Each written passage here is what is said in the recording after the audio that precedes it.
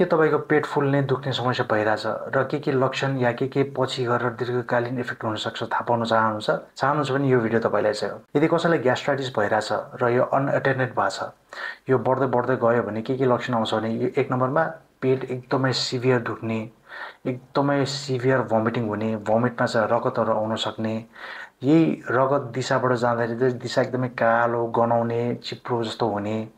त्यो ग्यास्ट्राइटिस यदि कन्ट्रोल गरेन भने बिस्तारै पेटको भित्र अल्सर्सहरू फर्म गरेर पेट दुख्ने त छँदैछ र यसले चाहिँ पेरिटोनाइटिस भए पनि गर्न सक्छ।